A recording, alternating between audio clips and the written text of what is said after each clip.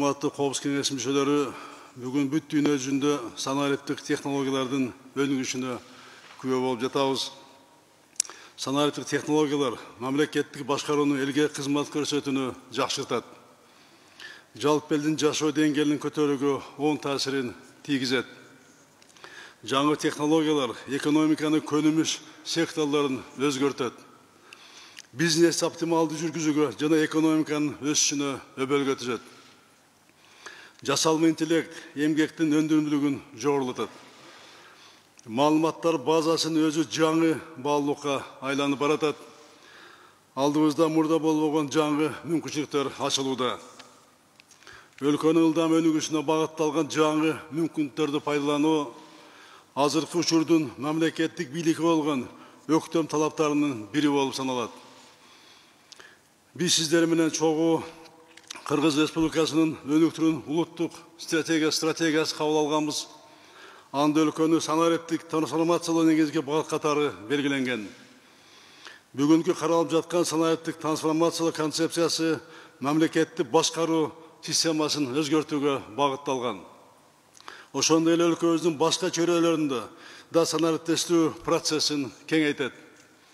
Биз үчүн санариптештирүүгө өзгөчө маани берчи убакыт келип жетти.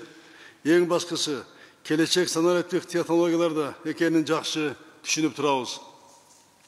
Азыркы учурда Кыргыз Республикасы санариптик өнүгүүнүн экинчи деңгээлинде турат. Биз санариптик өнүгүүнүн 4-чү баскычына өтүүбүз зарыл.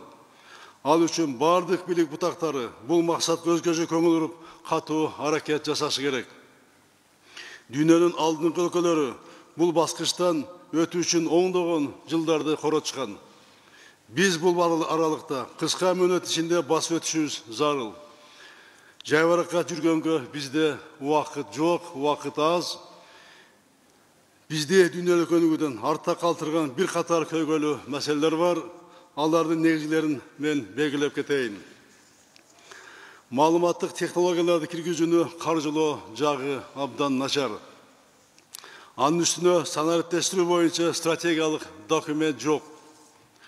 Эң кейиштүүсү санариптик кызматтарды көрсөтүшүнө мамлекеттик органдардын кызыгуусу абдан төмөн. Алар өздөрү түзгөн маалыматтардын базасы башкаларга мыйзам чегинде жеткиликтүү болушуна каршылык өздөрү көрсөтүп жатышат. Акыркы 7 жылдын ичинде мамлекеттик органдардын маалыматташтырууга $50 миллион ашык каражат жумшалган. Эгерде сомго которсок, бул 3,5 миллиард сомго жакын каражат жумшалган. Ага карабастан жарандарыбыз жана ишкерлерибиз сапаттуу санариптик кызматтарды ала албай келет. Мамлекеттик органдар эскирген жабдууларды жана эски системалар сатып алууга каражаттарды коротуп жатат. Булардын баары моралдык жактан эскирип, мезгилдин талаптарына жооп бербейт. Ушул фактлардын баары өлкөнү санариптештирүү боюнча мамлекет жасап жаткан чараларга терс таасирин тийгизүүдө. Мунун айынан маалыматтык технологияларды киргизүүдөгү натыйжа жок эсе болуп жатат. Урматтуу кеңештин мүчөлөрү, жогоруда белгиленген көйгөйлөрдү тез арада жоюу талап кылынат. Ал үчүн мамлекеттик башкаруу системасына заманбап мамилелерди киргизүү зарыл. Ошол үчүн менин тапшырмам боюнча 2019-2020 жылдарга Кыргыз Республикасынын санариптик трансформациялоо концепциясы иштелип чыкты. Менин негизги максатым санариптик коом аркылуу коррупцияны жоюу жана ар бир жаран үчүн ачык коомду орнотуу.